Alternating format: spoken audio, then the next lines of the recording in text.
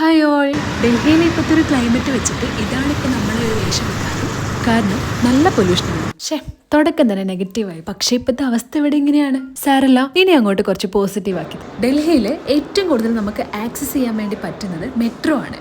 പക്ഷെ ഇത്രയും കോംപ്ലിക്കേറ്റഡ് ആയിട്ടുള്ള മെട്രോ ഇന്ത്യയിൽ വേറെ ഉണ്ടോ എന്ന് എനിക്കറിയത്തില്ല. അത്രയ്ക്ക് കോംപ്ലിക്കേഷൻ ആണ് ഇവിടെ. പിന്നെയും ഈ കുട്ടി വിഷയത്തിൽ തെന്നി മാറാണല്ലോ. ഡൽഹിയിൽ വന്നിട്ട് ഞാൻ വളരെ വൈകി അറിഞ്ഞൊരു നല്ലൊരു കാര്യം നിങ്ങൾ അറിയിക്കാൻ വേണ്ടിയിട്ടാണ് ഞാൻ ഈ വീഡിയോ ചെയ്യുന്നത്. ഒരു ദിവസം രാവിലെ തന്നെ നമ്മൾ തുടങ്ങുന്നത് പ്രധാനപ്പെട്ട ലൈനുകളായിട്ടുള്ള ഓറഞ്ച്, യെല്ലോ, വയലറ്റ്, മജന്ത ഈ ലൈനുകളിലൂടെയാണ്. അപ്പൊ ഇതിൽ ഏതെങ്കിലും ഒരു ലൈൻ രാവിലെ തെറ്റിക്കഴിഞ്ഞാൽ പിന്നെ ബാക്കി പറയണ്ടല്ലോ.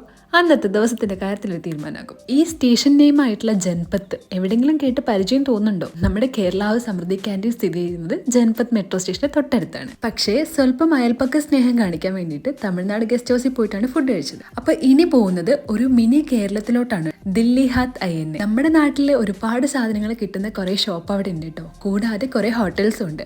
നമ്മുടെ ചക്കയും മാങ്ങയും തേങ്ങയും പഴമൊക്കെ കാണുമ്പോൾ നമുക്ക് തോന്നുന്നൊരു ഫീലില്ലേ, എന്താ പറയുന്നത്, ഗൃഹാതുരത്വം അല്ലേ? അപ്പൊ ഇനിയാണ് ഞാൻ പറഞ്ഞിട്ടുള്ള ആ ഐറ്റത്തിന്റെ വരവ്. മെയിൻ ആയിട്ട് ഈ ബ്ലൂ, ഓറഞ്ച്, റെഡ് ഈ കളേഴ്സിലൊക്കെയാണ് ഞാൻ ഇവനെ കണ്ടിട്ടുള്ളത്. കൂടുതൽ ഡെക്കറേഷൻ ആയിട്ടൊന്നും വേണ്ടല്ലേ. അപ്പോൾ ഇതാണ് ഞാൻ ആദ്യം പറയാൻ വന്ന പോസിറ്റീവ് ആയിട്ടുള്ള കാര്യം. ഡൽഹിയിൽ ലേഡീസിന് എവിടെ വേണമെങ്കിലും ബസ്സിൽ ഫ്രീ ആയിട്ട് ട്രാവൽ ചെയ്യാൻ വേണ്ടി പറ്റും. ഇനിയിപ്പോൾ ജെൻസിനാണെങ്കിലും 5, 10, 20 ഒക്കെ ആയിട്ട് ടിക്കറ്റ് റേറ്റും കുറവാണ്. മറ്റു സംസ്ഥാനങ്ങളും കൂടി ഇത് അനുകരിക്കണം എന്നാണ് എൻ്റെ ഒരു ഇത്. നിങ്ങളുടെയോ?